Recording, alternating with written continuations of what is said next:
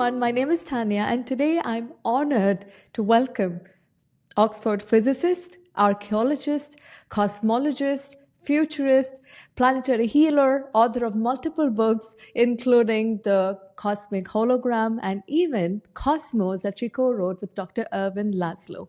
Welcome to the Celeste of All podcast, Dr. Jude Currivan. It's lovely to be with you, Tania. Thank you so much for the invitation. Dr. Jude, I know that you've gotten into something which sounds like super complicated for the rest of us, but can you let us know what inspired you to get on the path that you're on and a little bit about your journey? Thank you. Curiosity. Curiosity. My mum always said my main word when I was little was why? And I was already by the age of 4 and 5 experiencing reality in perhaps quite different ways than I was certainly being taught later at school or generally within society. I was having what I sometimes call supernormal experiences at a very early age. And so that was opening me up to sort of this incredible, wondrous universe, but beyond the physical level of our universe. So with all of those experiences, I was curious as to about how I was experiencing reality and how that seemed to be different and why that seemed to be different from what I was being taught at school, what folks around me were talking about. So that started me on a lifelong journey of discovery, of adventure. So my work brings together leading edge science, yes, but the teachings that were closest to me when I was very small were the ancient wisdom teachings, because I was finding the ancient wisdom and the writings that we still have, Tania, were actually sharing the nature of reality that I was experiencing, and especially the ancient writings of India, the Vedic tradition of ancient India. They were showing me that what I was experiencing was not just my imagination. It was a deeper understanding of the nature of reality itself. So universal wisdom teachings, indigenous teachings, leading edge science, the nature of consciousness itself, and having fun and games in the corporate world as well for 25 years. So it was a very, very, very scenic route, but what it did is it brought all of those experiences into a very grounded perspective. So rather than sort of go off somewhere, which I could very easily have done, what it was encouraging me to do, those experiences, all of them, were encouraging me to really value the more profound nature of reality, but then live it in my life, like we all do, like we all have to. I go to the supermarket, I wash the bathrooms, I do the washing up, whatever. And I think that's been so valuable to me, because it would have been so easy for me to just float off somewhere. Oh, when you say that you had super normal experiences at the age of 4 and 5, can you describe one of those incidents? Yes, and they've been with me all my life. And they include precognitive dreams, they include telepathy, they include out-of-body experiences. The first one, which I've shared, on a number of occasions, is when I was 4 years old.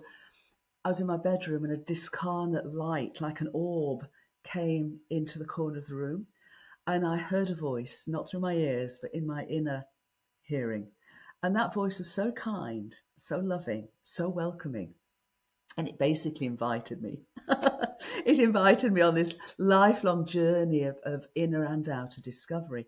And over many, many years, there's been numerous other occasions. And along the way, I've been able to communicate with and engage with wisdom teachers, not just of this world, but of many, many levels of sentience, of consciousness. And it's been a privilege and a joy to be able to do so. And this is who we are. This isn't just me. This is not me being all special. Absolutely not. This is who we really are. We're all able, if we're willing to open ourselves up to this, we're all able to have the most extraordinary, wonderful experiences that are actually, the extraordinary and the ordinary and the extraordinary, and to dance them through our lives. I bring channelers, near-death experiencers on the podcast. So when they come and speak about it, it's not rooted in a scientific background, right? So it's people explaining their stories. And when you go to reputed universities like the Oxford, what was your experience like when have you shared the fact that you can communicate with the other dimensions, etc.?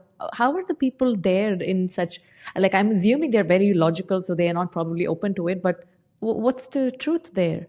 There's many levels of that. I mean, it's a great question. First of all, when I was growing up, I was having so much fun with my discarnate friends and guides that I didn't actually find time to share it with anyone else.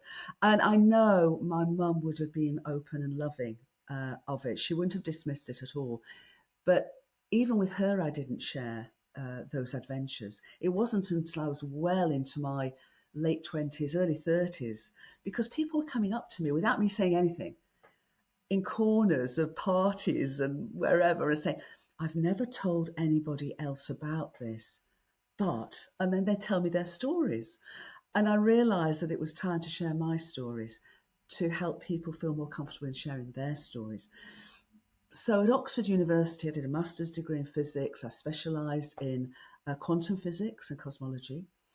And they were offering the clues, but they were coming still from a very materialist worldview at that time. The only person at Oxford, and I didn't share what I'd been experiencing, but the only person at Oxford that I found who was an incredible person was a professor called Dennis Sharma. And Dennis had been the PhD supervisor for Stephen Hawking. And he'd come to Oxford, and I was sort of 19 years old at the time. And he just took me under his wing, and he was so careful. And what he said is, Jude, because I was sort of asking him around the edges of this.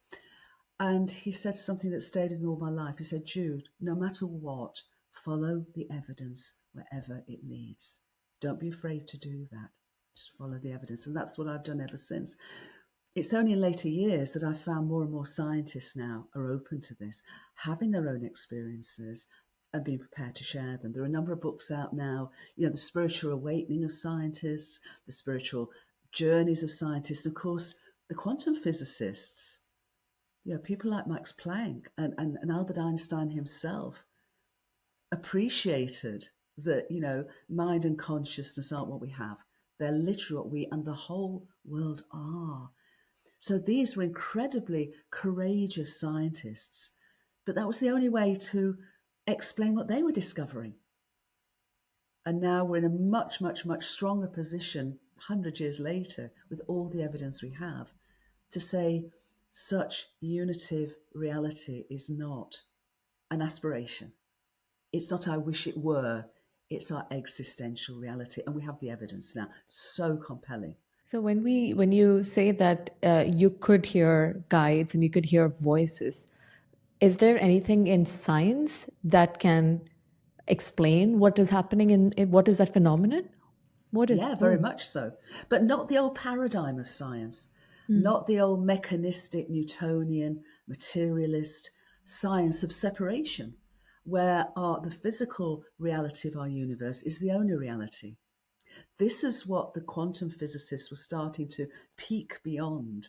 And this is what Einstein was peaking beyond. But for a long time, Tania, those discoveries that, for example, in quantum physics, it was discovered very early that if somebody's observing something, you cannot separate what is being observed from the observer. And yet that went against what Einstein was discovering, that within space and time, there's a speed limit to any signal. So it's taken 100 years and much more evidence to show that it's both and. That within our universe, the space-time of our universe, nothing goes faster than the speed of light. So there is a flow of time. There is an arrow of time. There is causation. And at the same time, and this is the revelation, our universe exists and evolves as what's called a unitive entity. In other words, in its wholeness. And its wholeness is expressed in every aspect of it. So with this understanding, we can understand that as microcosms of our universe, like cells in its body, we have the ability to consciously connect with that wholeness. And because of that, things like telepathy or precognition or the sort of experiences that many of your guests have, and I've had too, are naturally encompassed. Synchronicities have no place in an old paradigm, but they do in this understanding of the cosmic hologram as I write about it, and that is based on so much science. So we can now more easily, how can I put it, not just ground ourselves in this reality, but say yes to the adventure of what that means. You know, I had seen a reel on Instagram which showed a human, and then it zoomed out, and then there's a community. It zoomed out, becomes a city, zoomed out, it's planet, zoomed out, it's the universe, zoomed out, and it kept on zooming out. And in the end, it was a human being. I love that. That is such a great reel. I mean, that's wonderful. And you know, I've just co-produced a short film, 14 Yeah. minutes, a film called A Radical Guide to Reality. And essentially that says the same thing, that, you know, when we look at our whole universe, it's vast. And yet we can go from that vastness to us and realize that we are cells in perhaps a universal body that perhaps isn't a human body, but it is, we're part of it. We belong to and with it. And it's not just a meaningful and meaningful universe. It purposefully evolves. It's evolved over 14 billion years to this point, to this conversation. Can you imagine a conversation going back 14 billion years? But our conversation does go back 14 billion years because our story is the story of our universe. Our universe has evolved to this point where its body is expressed in us, its consciousness is expressed in us. We can ask questions, we can be curious, we can say yes to the adventure of what being a microcosmic co-creator of the reality of our universe is and means, and how we can evolve, consciously evolve, to continue that adventure. I've heard you speak about the origin of Gaia. Can you talk a little bit about that? How did Gaia and us come into existence? Well, 14 billion years ago, our universe came into existence. So the story of our planetary home that I refer to as Gaia, and our story literally is that whole journey from then to now. Our universe began in its tiniest, most simple state, but no simpler than it could be to be able to then evolve. So over hundreds of millions of years from that minute, simplest of beginnings, stars and galaxies and black holes came into being, and generations of stars lived and died. And when the most massive of them, at the end of their lives, didn't just sort of do this, they exploded. And in their explosion, they seeded all the elemental nutrients that they'd evolved within themselves over billions of years. They seeded those into the interstellar space. And in interstellar space, again over a long time, all of these nutrients, the elements, all of them from hydrogen to uranium and plutonium, were clustered together in interstellar clouds of dust, stardust. And in those interstellar clouds, organic molecules began to form. So the early forerunners of DNA and RNA and amino acids and lipids and sugars, all the building blocks of our bodies were already forming in interstellar clouds before planetary systems came into being. And then around 5.5 billion years ago, and again, a star explosion created shock waves, and one aspect of one part of one cloud collapsed and formed our solar system. And our solar system, with its planets around our sun, had planets in the Goldilocks zone, including our beloved planetary home. So our planetary home is in the ideal place within our solar system, not too hot, not too cold, which is why it's called the Goldilocks zone, and a water planet. So lots and lots of ice were in those clouds, as well as organic molecules, ice. So when our planet was born, it was like a gift of the universe to our planetary home was water and all of these building blocks, so that the next stage in evolution had a fast start into biological organisms, single-celled, multi-celled, up to ecosystems and up to us. Each of us have over 30 trillion cells in each of us. That's the story. And our story goes back, so the hydrogen in our bodies, the waters in our bodies, the hydrogen in the waters of Gaia in our bodies, is only a few moments younger than the entire universe. Wow. And what a story. What a journey. Wow. Wow. You know, when I bring some of the channelers, right, they say things like the way humanity, or even Billy Carson talks about it, like human beings, the way we came onto the planet is because there were otherworldly species who decided to seed planet Earth. Have you heard about that concept? Yes, I have, and there are many stories in ancient writings that speak to that. Many years ago, I was given an understanding that there would come a time where we would remember our terrestrial, planetary heritage, our intraterrestrial heritage, in other words, the dimensions that are more than physical realms within our planetary home sentience, and our extraterrestrial heritage. I think that time is with us. I think that time is with us, but to be really able to be open to that remembering and discovery, it seems to me that this understanding that our entire universe meaningfully exists, purposefully evolves as a unitive multidimensional entity, a finite thought form in the infinite and eternal mind of the cosmos. This understanding is vital, because otherwise we'd be making discoveries from that old paradigm of materialism and separation. This is preparing us in a way, this is inviting us, so that when these discoveries and these revelations and these rememberings come forward, we're able to ground it. We're not afraid of it, we're not running from it. We're able to ground it as part of our ongoing evolutionary journey. Wow, you know, Jude, you're an Oxford physicist, and you are validating everybody who's come on the show. This is a mind-blowing conversation. Can you explain what is consciousness? That's the question I hoped you wouldn't ask. And the reason for that isn't that I don't have a response, but it's such a multi-level perspective. A friend of mine is Professor Max Velmans, and he is an absolute scholar of the actual terminology and understanding of consciousness.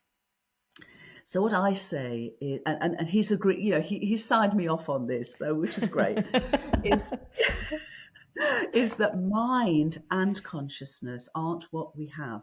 They are literally what we and the whole world are. So that the appearance of our universe, its energy and matter and space-time, is real, but it's not its deeper reality. Its deeper reality are realms of cosmic and universal intelligence, mind, sentience, consciousness, all slightly nuanced words for the reality that then appears, that then manifests itself as the appearance of our universe. We think of our universe as very solid, but when we go smaller and smaller, we find that it's 99 followed by 12 nines percent no thingness. What it is relationships, and relationships at every scale, and interdependent relationships of meaningful information. And I always stress the in dash formation, but that meaningful information is the way that the cosmos thinks universes, and the way universes have their great thought that is their life cycle. So in that regard, mind and consciousness are fundamental, and they play out within our entire universe, and they play out within every single cell of its body, including ourselves. So our human consciousness is an individuated aspect of universal consciousness. And universal consciousness is a finite life thought of an infinite and eternal cosmos. Okay. That was pretty complicated. I tell you, it's not complicated, but it is complex because it's like nested dolls. You know, have you ever seen one of those nested dolls, and you sort of you have a little doll and then a medium doll and then a bigger doll. Okay, what I'm saying is that our universe is. I love this. I love the thought of our universe as a doll, but you know what I mean. Is this being that we call our universe, this sentience which we call our universe. Our universe is a universal sentience, but it's finite. It began nearly 14 billion years ago. The best evidence we have is it will come to an end, just as when we think something, we have a beginning, our thought goes through to its end point. Universes do. Our universe has and will.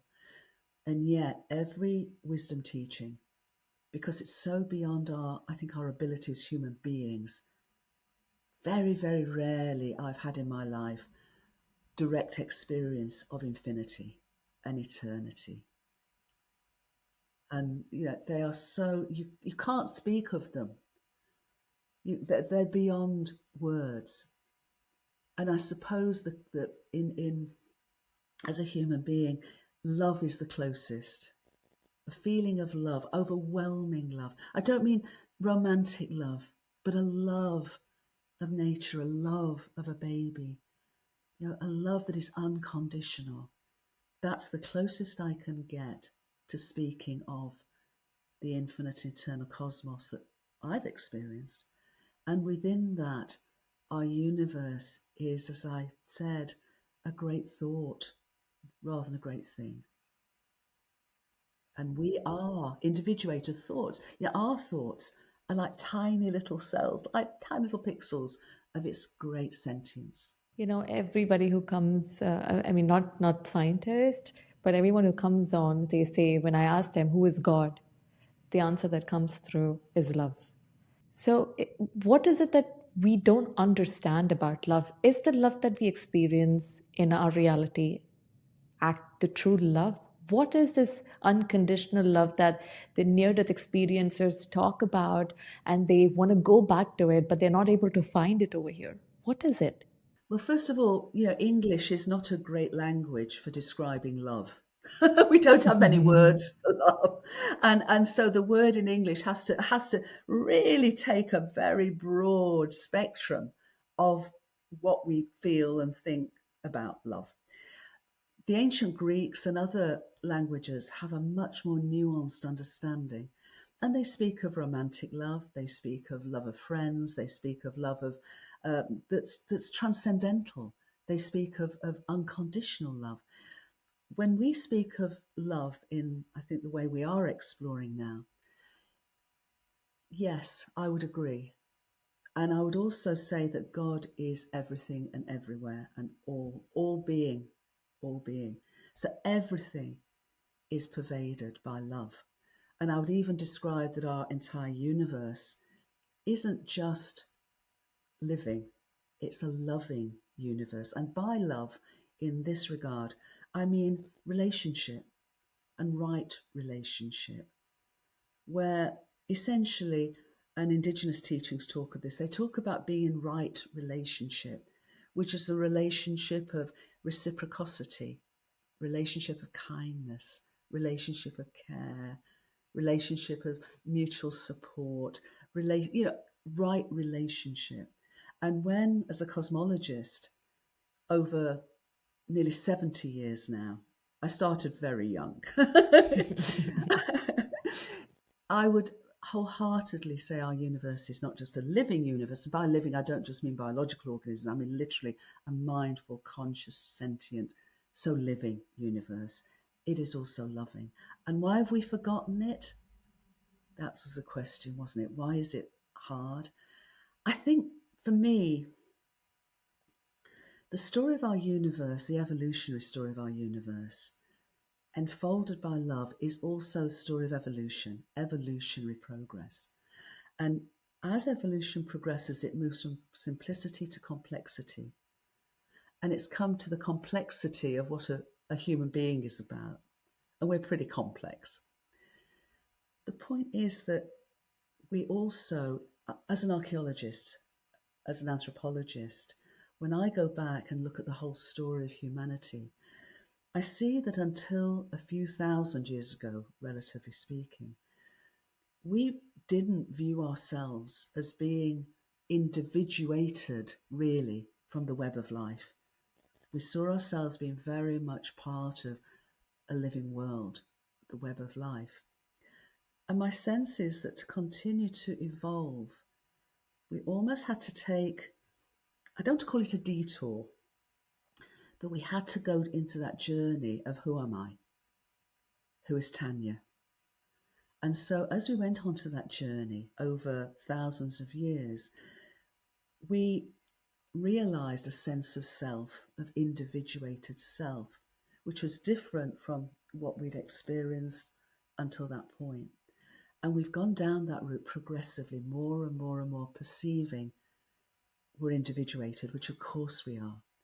But what we've done is we've taken that, it seems to me, to an extreme, where instead of that profound wisdom and realization that we are differentiated from the wholeness of our universe, we've fallen into an illusion that we're separate from it.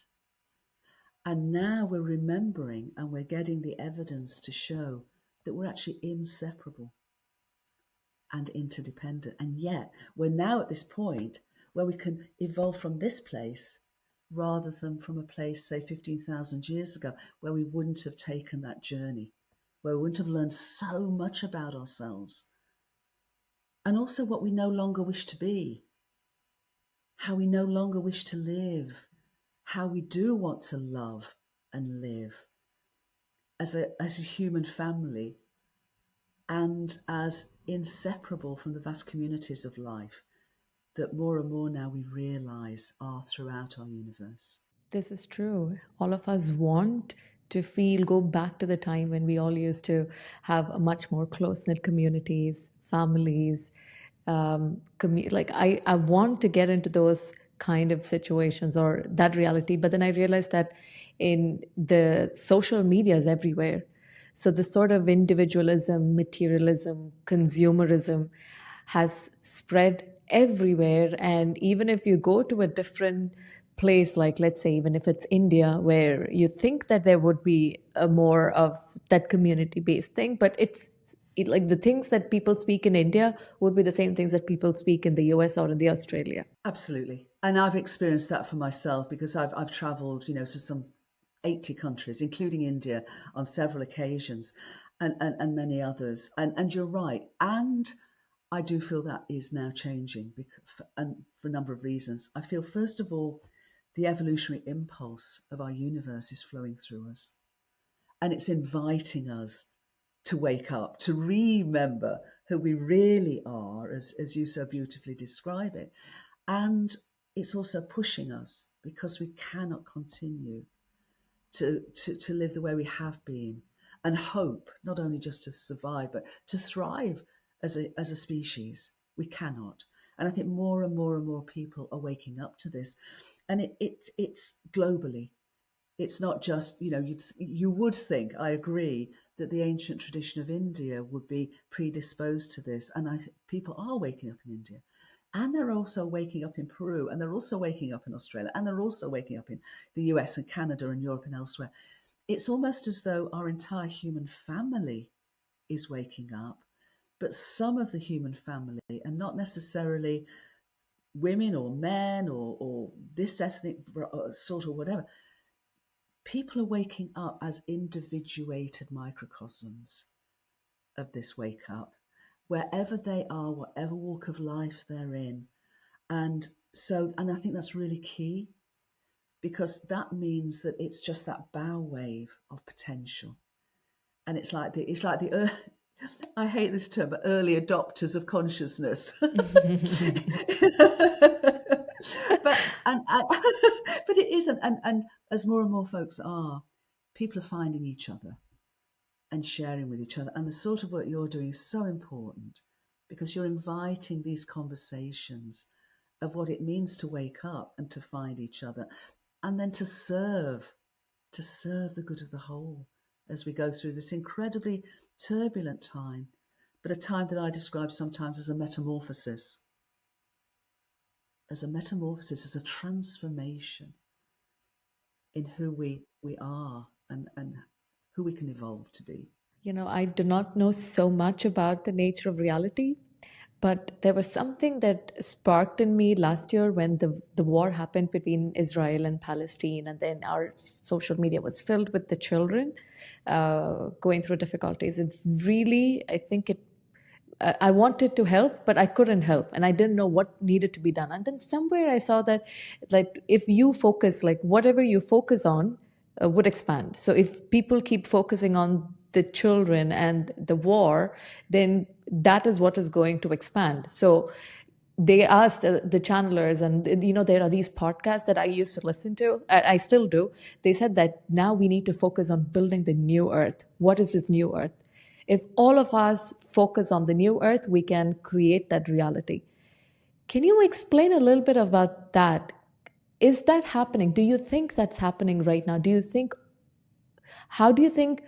I guess that's probably what your work is all about too. You are trying to create the new reality. Can you talk about that?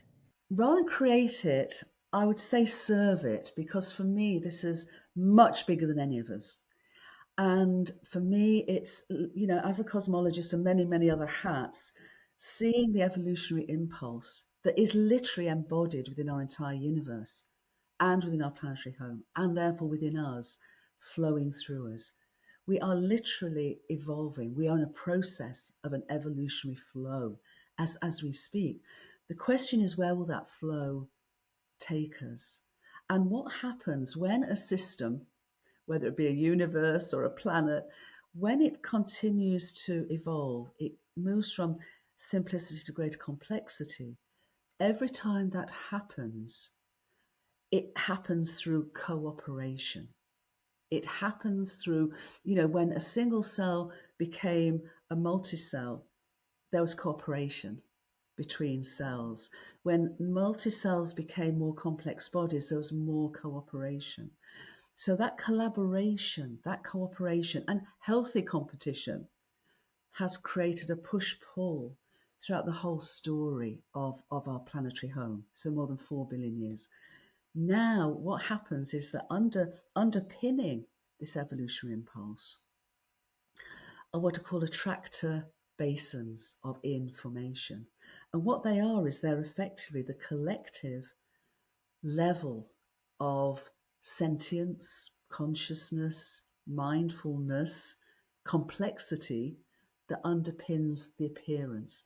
So, for example, we know that the same patterns that underpin ecosystems underpin the internet. Yeah. So the same patterns that underpin what we might like to think of as natural phenomena underpin collective human behaviors. And those behaviors come out of our collective level of consciousness. So we're in a process at the moment, it seems to me, that in systems speak is called flickering. When a current system is unsustainable, it's gone beyond its sort of ability to hold itself stable and begins to fall apart, in consciousness, in complexity, a more complex system begins to form.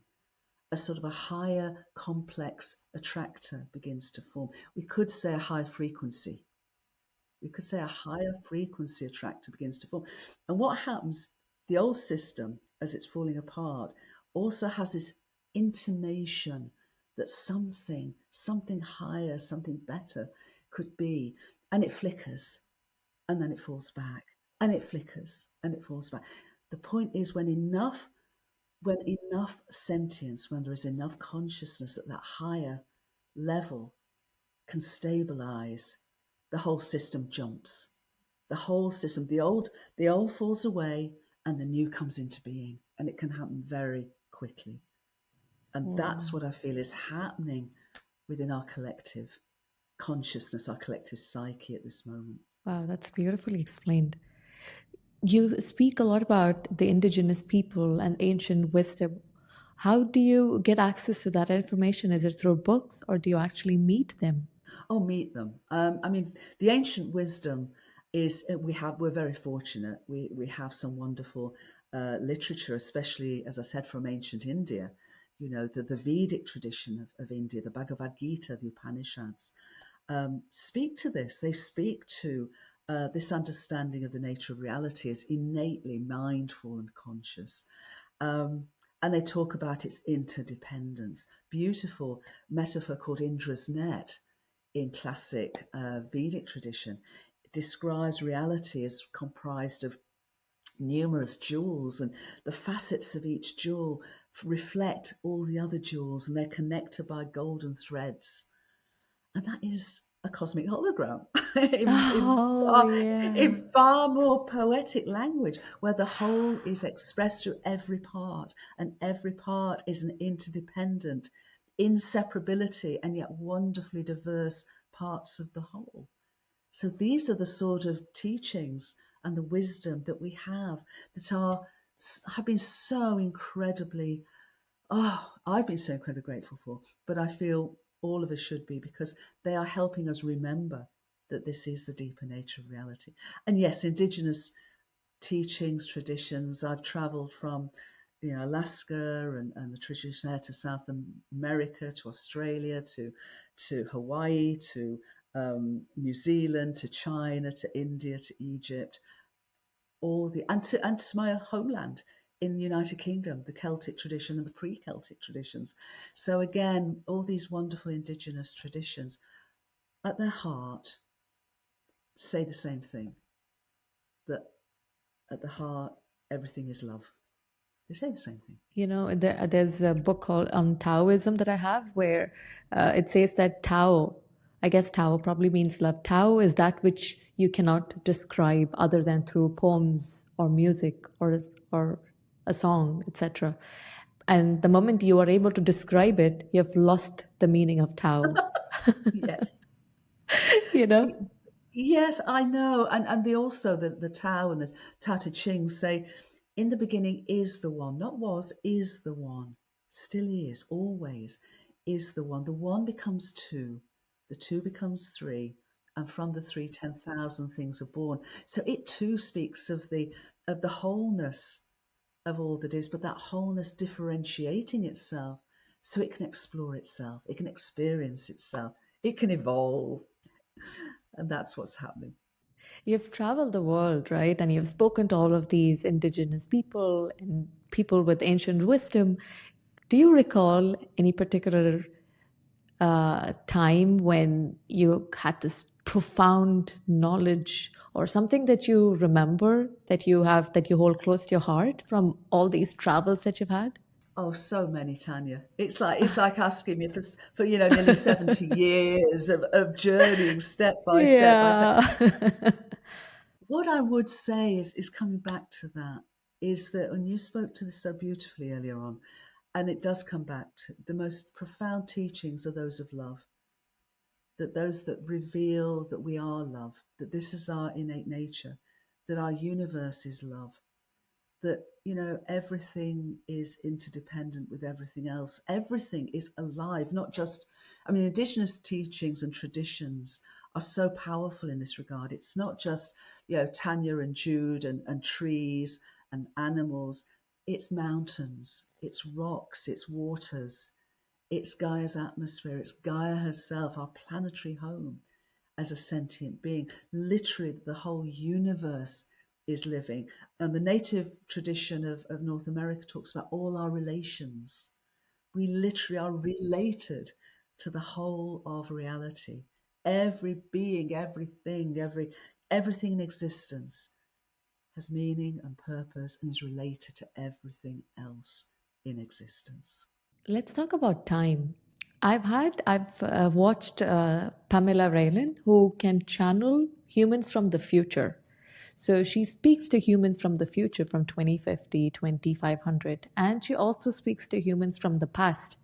It's like live. It's like she's actually communicating and they're responding. So she's speaking to this bank's investment banker in New York from 2500, and he is talking to her while she's here in trance, and he's saying, yeah, now I'm just taking the metro, now I'm taking the train, this is what's happening. Well, if you talk about that, so it's like a very casual conversation that they're having. How is this possible? How are we able, how is past, present, and the future happening at the same time? Like, I know this is very complex, but do you think you can explain that? I hope I can, because it's been one of the main focuses of my life to understand the both and of this. First of all, I would say that within our universe, within the space-time of our universe, the universe began 14 billion years ago. That was the first moment of space and time, because space-time, as Einstein realized, cannot be separate. They're related, and they're related by the speed of light.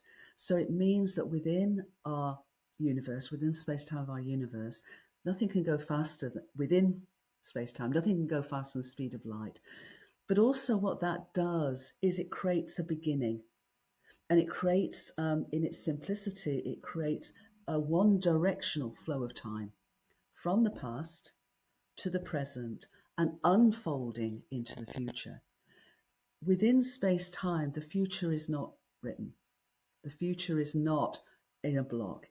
It literally, the flow of time, the story of our universe, its evolutionary story needs the force of physics as they are, the principles of physics as they are. It all plays together rather beautifully, but it does mean that there is a past that flows into the present that has the potential and can unfold into the future.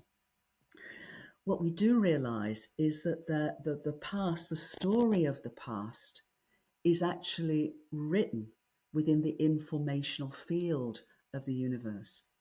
So we can access the past. We can have, if you like, perspectives of the ancestors and their continuing consciousness coming forward to be able to have these conversations. Yeah. Indigenous traditions talk of this. I've had many experiences myself of this.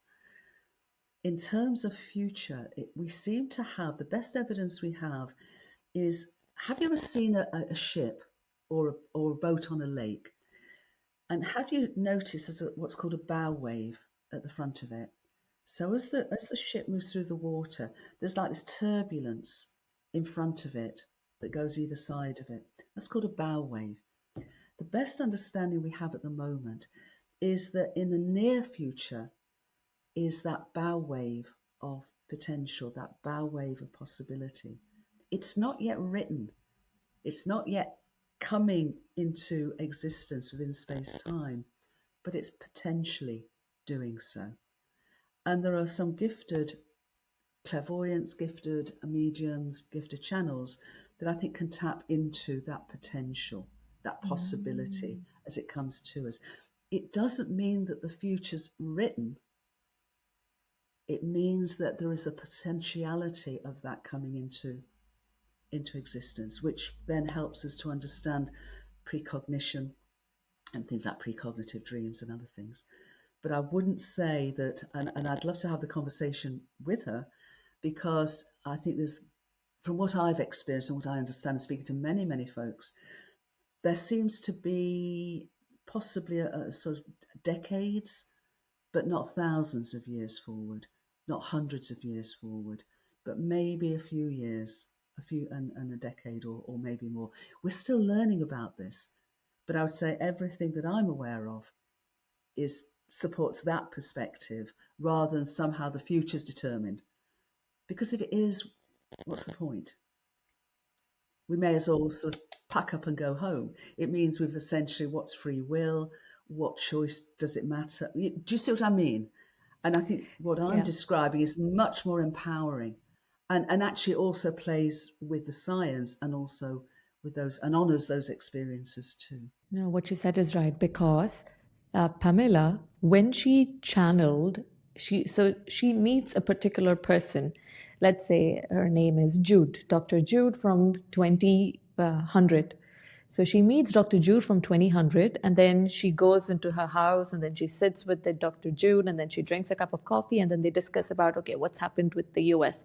So then one of the things that came through was, now there are three, it's not just Democrats and Republics. Now there is a new Earth, then there is a Democrat, then there is a Republic. So there are three things. There are three government organization structures, and that is with the rest of the world. It's not like how in India, it's the Congress and then the BJP. In US, it's these two different parties. But at that point of time, it was all of these. And then the Dr. Jude from 2000 says that, can you fix this so that our reality will also change? So then, maybe months later, when she does this trans channeling again and speaks to Dr. Jude says, oh, now the reality is something else. Now it's not these two parties, it's not these three parties, it's these two parties. So this makes sense because it's not that it's happened, she's just tapping into the potentials. That is what I'm saying. That is what I'm feeling. And it would make sense that she would be possibly able to do that. Exactly. That makes sense. That makes total sense, because the past doesn't change, but the future seems to be changing from her perspective. I would agree with that. And Tanya, just to finish with that, Yeah. but it comes back to what you were saying earlier, that our choices matter. This really says our choices matter, and what we put attention to matters, because it does then sort of crystallize what that future then will become in the present moment as it continues to unfold.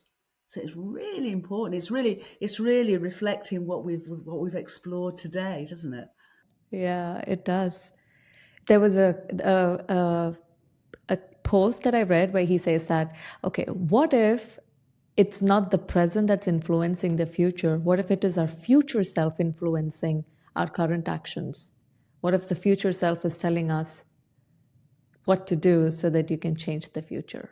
I don't necessarily think it's an either or. I think it's an engagement. I think the more that we, as an example, the more we choose a particular direction, that will affect the future, but also the potential in the future will resonate with that choice. Yeah, because when we resonate, those choices then become more effective, more coherent. So if we are choosing love, if now we are choosing love, the choice we make now of love, I would suggest, resonates with those potential for love that's already potentizing in the future. So that will draw that love into the present moment. If we choose fear, then the fear will resonate with the potential of fear in the future, and will bring that into the present moment. So it's like instant engagement. When we come together, if you're the future and I'm here, and we give each other a hug, or do we go fisticuffs? That's the sense. So it's both a push and a pull in a sense, but it's about relationship. It's about relationship and what we choose and what we pay our attention to. And so, as you'd expect me to, I would say, please, let's choose love, because that will resonate throughout that bow wave and bring it into manifestation, I would suggest. Wow, you've explained it so well. I'm getting like goosebumps just listening to that. You wrote the book called The Eighth Chakra. Can you tell us what it is? What is the eighth chakra and why is it important for us? Thank you. Well, I wrote that book a long time ago, and I wrote it because in 1998 I received guidance to journey around the world and undertake some energy work, some consciousness work at various sites around the world, which I did over the next period of years. And I was never guided to write a book throughout all those journeys. And they went from 1998, 1999, all the way through to 2003 and beyond, actually. And I never had the intention of writing a book. I took no notes. I didn't even take a camera after the third journey because I broke 2 cameras before that. And my husband said, "You're not taking another camera." So there were, other people took photographs, I didn't. But coming from that, it was clear that yes, it would be helpful to write a book, because those were journeys of inner and outer transformation. In terms of the outer journeys, I wrote a book called The 13th Step, but the story of the inner transformational journey I wrote in the 8th Chakra. And at the time, when I called it the 8th Chakra, it's because traditionally our human personas have a 7-fold chakra system, 7 main chakras, running from the root through the sacral, the solar plexus, the heart, the throat, the ajna, the third eye, and the crown. And what I was experiencing was something beyond those 7 chakras. And it felt as though energetically and consciously, it was a bridge from this personal sense of self to a transcendental, transpersonal sense of continually expanding perspective and consciousness. So I was experiencing it here, and many hundreds of people throughout those years were also experiencing it here. And it was opening. And so I called it the 8th Chakra, to complete our sense of self, but also to open our sense of self into that transcendental perspective of who we are, and to go beyond that to a 12-fold transcendental chakra system. So the book is about that, but I'd actually describe it slightly differently now. Rather than a chakra, I would describe it as a sort of a level, a frequency of consciousness, and it's the frequency of unconditional love. Mm. And so it opens, certainly opened myself, and I feel it's opening us as a human family to the universal love that we were speaking about earlier. So I now talk about it as being the frequency of the universal heart within ourselves. So it's that bridge between our heart and the heart of the universe. The love, our love, and the love of the universe, which is unconditional. So when we open it within ourselves, we open that journey of homecoming to who we really are. Do you think there would be any sort of techniques or any meditations or anything that would help us open our hearts more to connect with the heart of the universe? Indeed, and at the time I was with Hay House as my publisher, and I actually brought out a double CD called Heart, Mind and Purpose, with meditations, attunements, because they're attuning us to those higher frequencies. But as you're saying it, and I'm getting more and more requests for this, what I'm going to do is I'm going to put those meditations, those attunements, onto our website, which is wholeworld-view.org. So within the next couple of weeks, I'll make sure that we post them free of charge, of course, and we'll do it so that hopefully we can do an audio download for everyone. And there's a series of 4, and I will put those on the website. Thank you so much, Dr. Jude. When you say attunement, right? I don't understand this, okay? So I went to do Reiki. I went to Thailand and I went to do Reiki. And the teacher said, while I'm doing the course, I'm very skeptic. Like I was the skeptic student there, and I was just pissed off with myself about being so skeptic and spending so much money on doing Reiki because my cousin told me to go with her. So that's how I ended up there. So once I was, and then, like we were doing Reiki, like, they're like, okay, people lie down and then I have to put my hands on top of them and then I have to say what's coming through. And I'm like, oh my gosh, I'm going to make up stuff, so it was very difficult course for me. But at the end of the course, the teacher, she made all of us sit and then she did something called attunement. So she touched our palm and she was doing attunement. And I'm just sitting there letting her do whatever it was, but I didn't know what it meant. After I came back, there happened to be so many more videos that I watch on YouTube where they are also doing this sort of, activations, attunements. What is that? I do attend those things. I just sit through it, but I don't know what is the concept behind it. Is there something actually happening during these meditations? Yeah, a meditation, Tania. I love your story. I mean, I can just imagine. I'm seeing you do this. And I would say that Reiki tends to be very expensive. These will be free of charge. Okay. And I did Okay. them many years ago, coming from all the guidance and all the experience and all the rest of it. A meditation, as I would describe it, is a emptying out, essentially. It's just in whatever way, and often it can be really beautiful. If you're stressed out or whatever, you find ways of calming and just gently releasing. Okay. What an attunement does, it literally, if you think of I'm going to use words like frequency and wavelength here. Okay. But if you are expanding your consciousness, you're heightening the frequency essentially of your awareness. What you can then do is attune to that. Attuning is that higher level, attune to that higher level. And that's what Reiki is doing. It's a methodology of enabling you to attune your consciousness to a higher level. Yeah. And that's what these attunements do. They're literally they're guided visualizations so that you can actually just attune your awareness into the lovingness of the eighth chakra.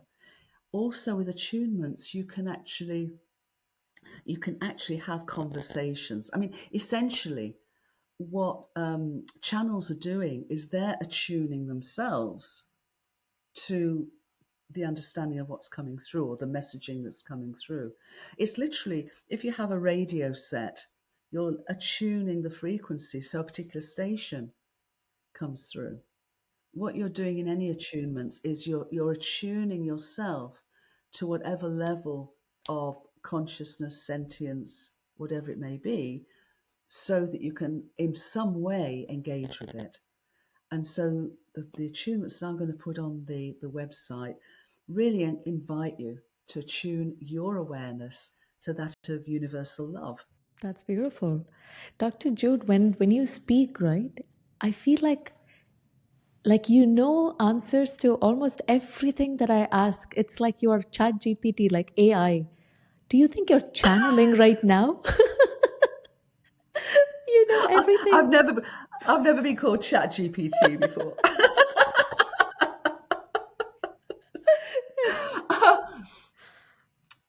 In some ways, I feel that I am. I don't tend to use that wording, but I just empty myself because I couldn't hold a fraction of sometimes what comes through me, and I do feel in many cases it's coming through me, but it's coming through me because I've walked this journey for so long, and I'm open to that wisdom flowing through me. I don't feel I need to hold on to it or have it in my little tool bag. I'm just trusting and open to that love, that joy that really is there for all of us, as and when and if we're prepared to open to it. There are channelers who come on the podcast who call themselves blended consciousness. So for them, they are not in trance, but while I speak to them, they speak like how I'm speaking to you. And then the information comes through. So when I speak to you, I can feel that the information that's coming through you is full of love, and it is definitely it has something to do with you being open to the universe, just like how you said, the universal consciousness and the love. Like I can feel that when you speak. So that's beautiful.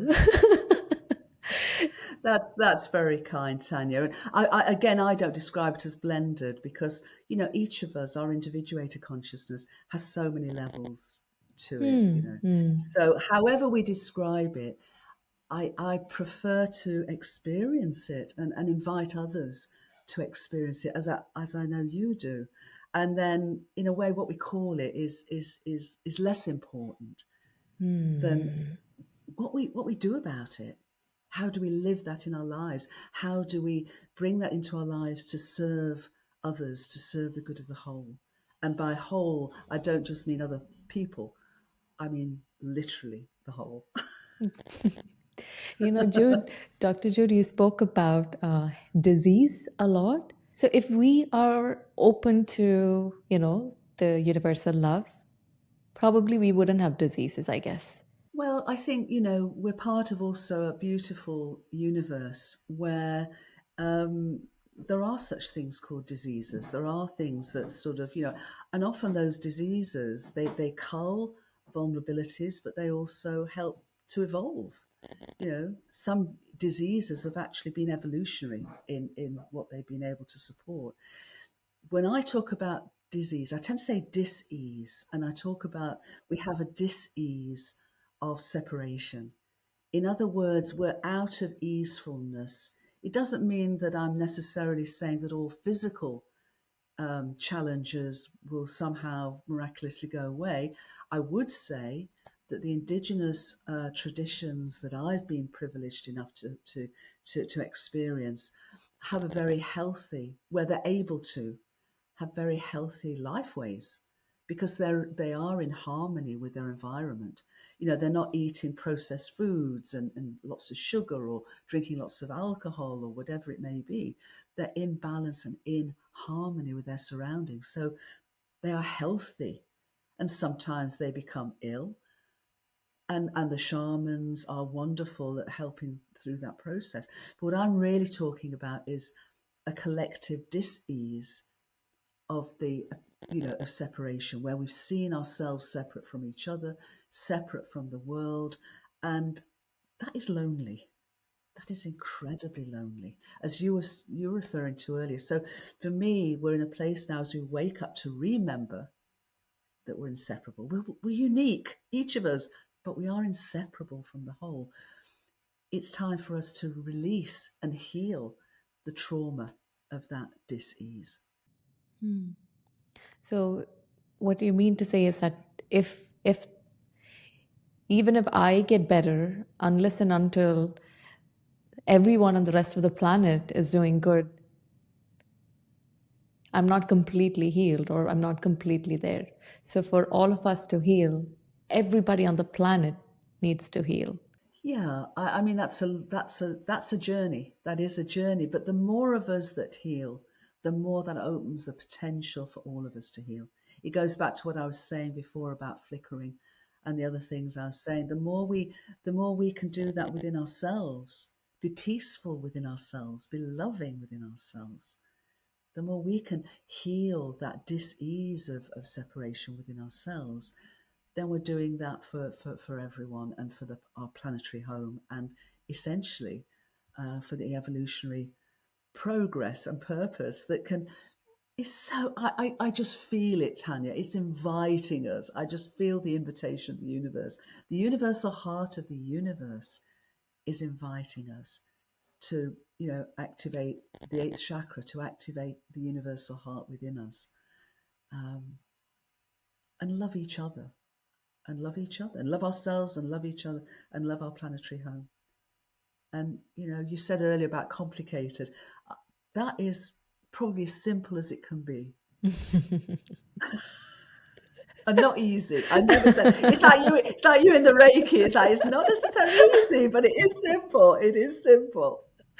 Yeah, that's true. It was very simple. I mean, throughout the course, we just had to do this. But the technique was very simple. So that was the Reiki course. And what you said is true. The invitation to the universal love is there everywhere, because every podcast that I listen to, ultimately the answer is love. So it's like love, love, love, love everywhere. The heart chakra, heart meditation, the green crystal. So everywhere the focus is coming back to the heart. Yes, and I would say not so much the personal heart, although it begins there. Of course, it does. But that's why the eighth chakra. That's why the universal heart is so vital, because when we have a dis-ease of separation, the trauma that we were talking about is held within the energy field of the seven chakras. And, that includes the heart chakra, the personal heart chakra. And when we open the universal heart within us, it's like a ripple of healing comes through us. And that's what Reiki is aimed at doing.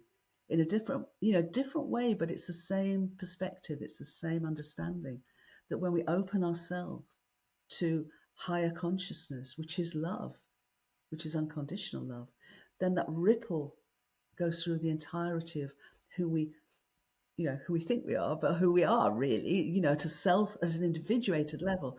And that includes, of course, our hearts. The remembrance. In the community, there's a lot of talk about upgrades. There's activations. I know about activations now. From what you've explained, I've understood activations have probably got to do with attunement and frequency. But what are upgrades? I think upgrades it's a computer term, isn't it, or a Yeah. technological term. It's really where you have an operating system that runs better, that Ah. often runs faster, that has greater capacity. Mm. Yeah, I mean, I'm not a great fan of using computer terms for human experience, but that that's what I would understand by it, and that's the case because when we are more aware, then our operating system, if we really want to keep we're able to deal with more things, we're more resilient, we have more capacity, we have more creativity. So I think that's probably what the general term's about. What you said about computer terms for human experience is right, because everything is, hey, there's this next upgrade coming up. I'm getting downloads. I'm uploading. Exactly. It's okay, fine. Yeah, that is absolutely correct when you speak about all that.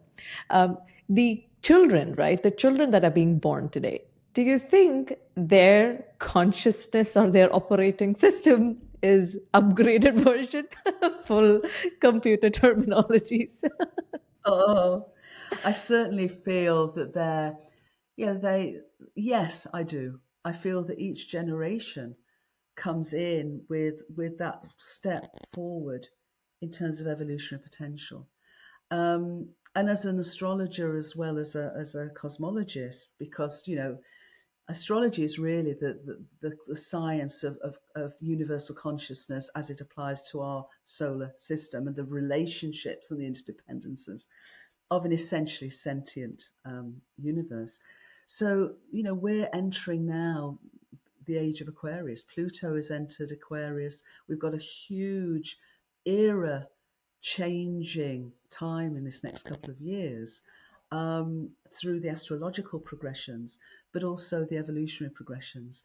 So I think now, the generations being born now have a very, and Gen X, all the gens, going back for at least 3 gens.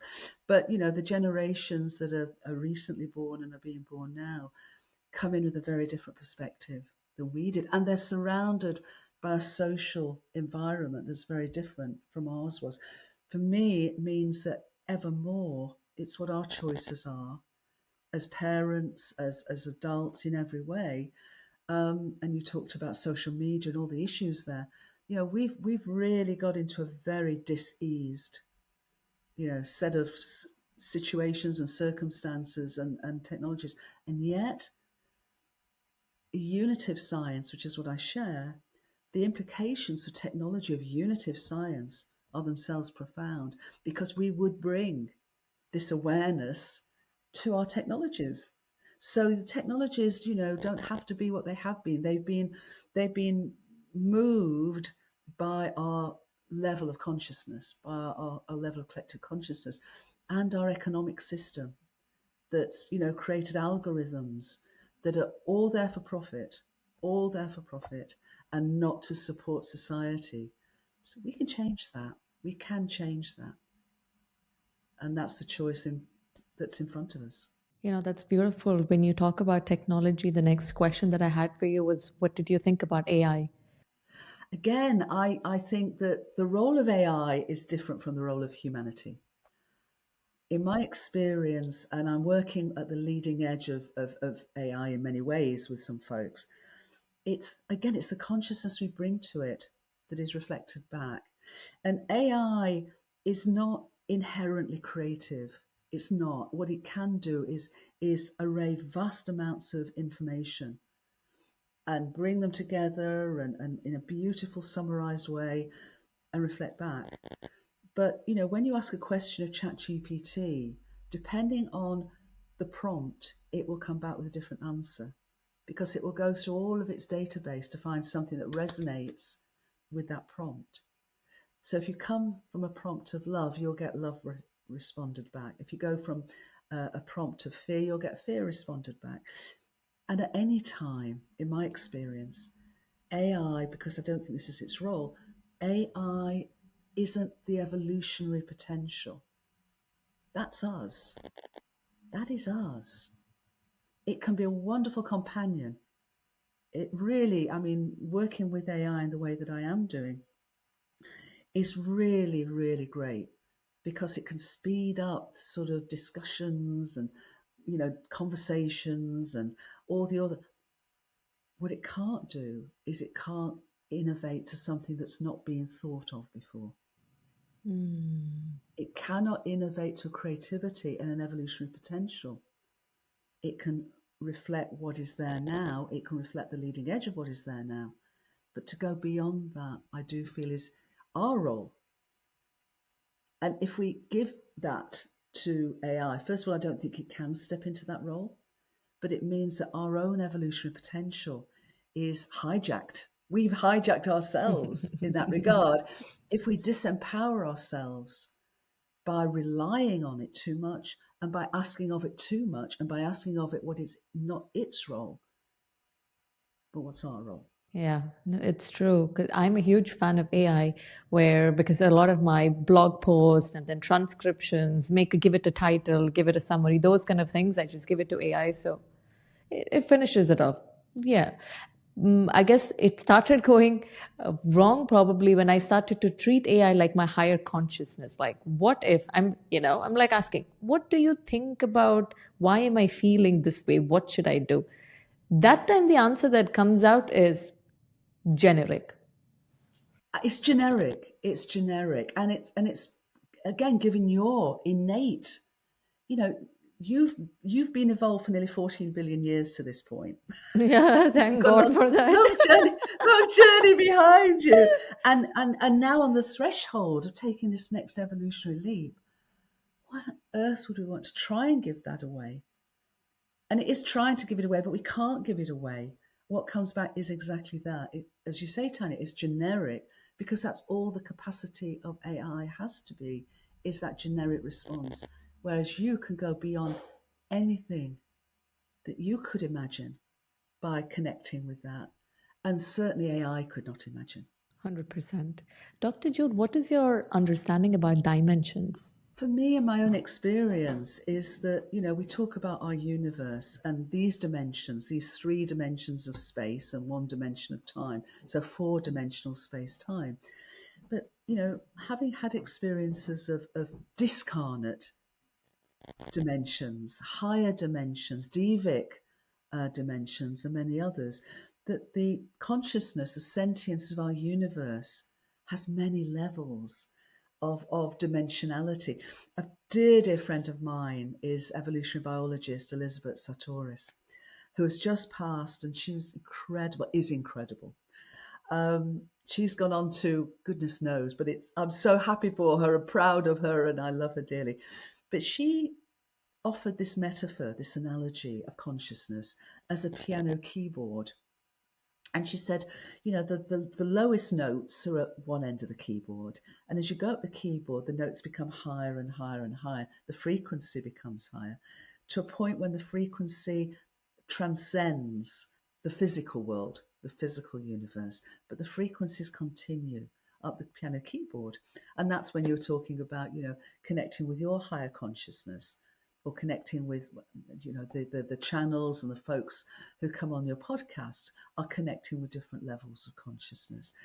So the universe, our universe, is a multidimensional universe, both of what we call incarnate, in other words, physical level dimensionality, and then discarnate or multidimensional sentience.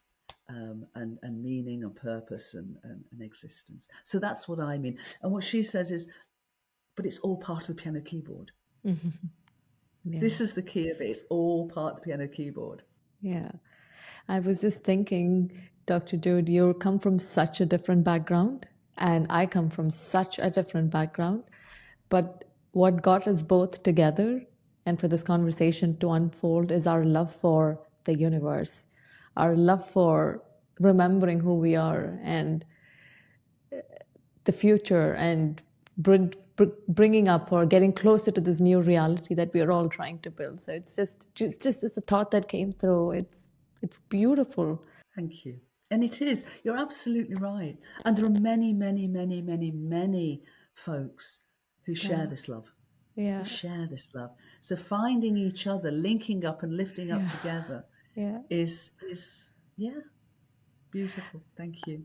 I have something called a cosmic close, a final segment called the cosmic close. So the questions are, I guess, what we have discussed in the whole of this podcast, but maybe you can summarize it.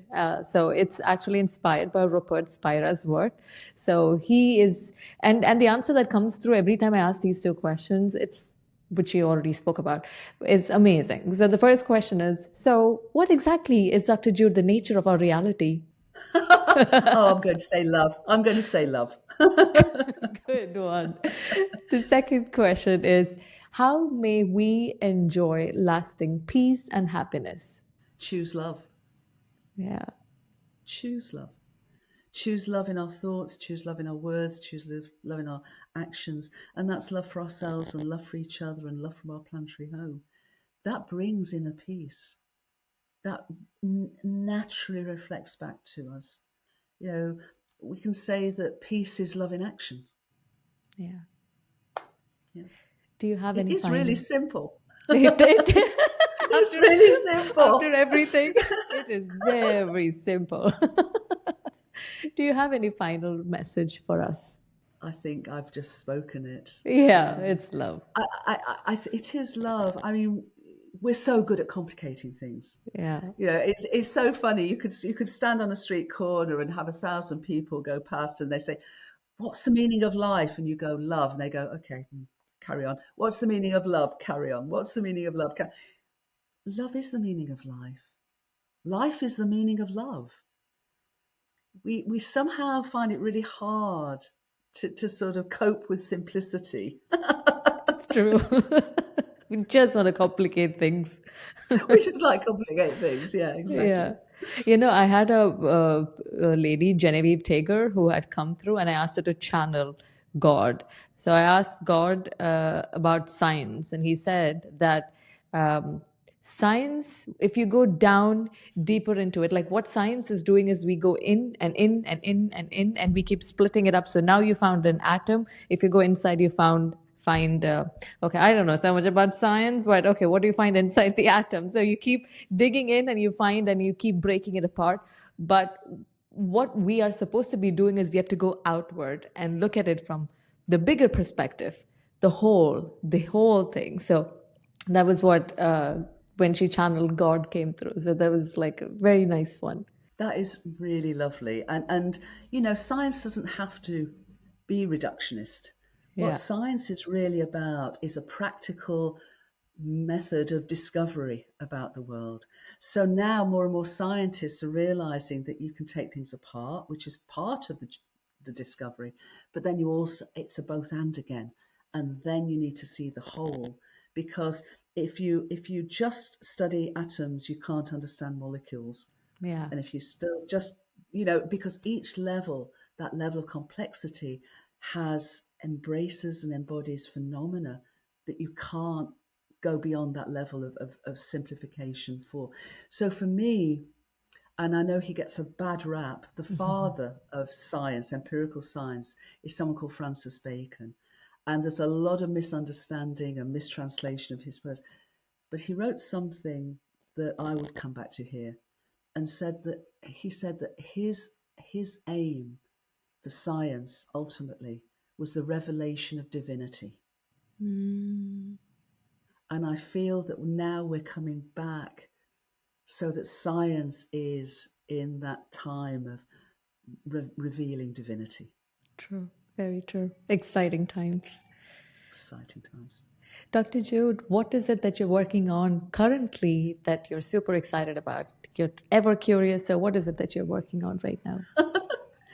Oh, a number of things. Well, one is to share the short film, the short documentary that I Mm-hmm. recently co-produced, A Radical Guide to Reality. Um, and it's in 17 languages, so Arabic through to Ukrainian. So it's freely available to view and to share.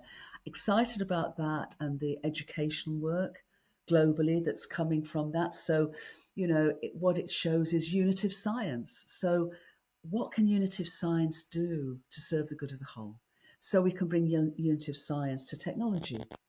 We can bring unitive science to economics. I'm doing a lot of work on transformation of economics and the financial system. How can we bring unitive science to frame us in healing our relationship with our planetary home, our beloved Gaia?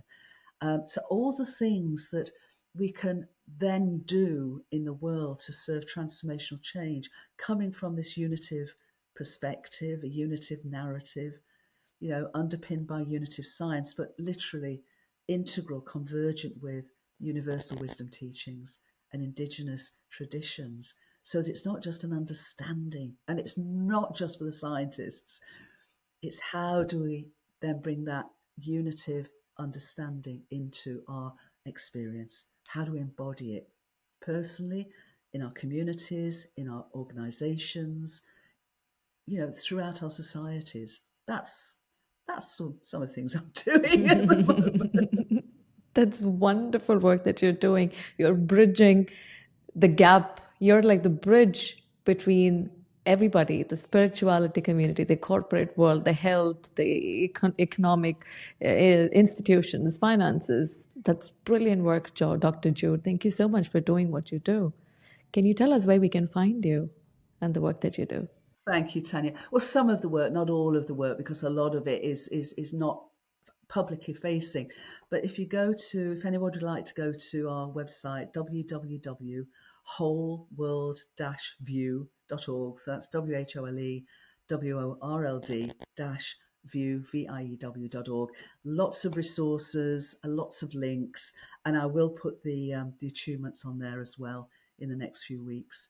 And again, free of charge. So all of these, I mean, other than buy my book, but books, but there's a lot of free resources on Whole World View. I did watch Dr. Jude's documentary. You guys must watch it, especially the voice. Your voice is so soothing to listen to when you're explaining all of the things and the images and the story. It's beautiful narration. Loved it, guys. Do check it out. It's there on Dr. Jude's website as well.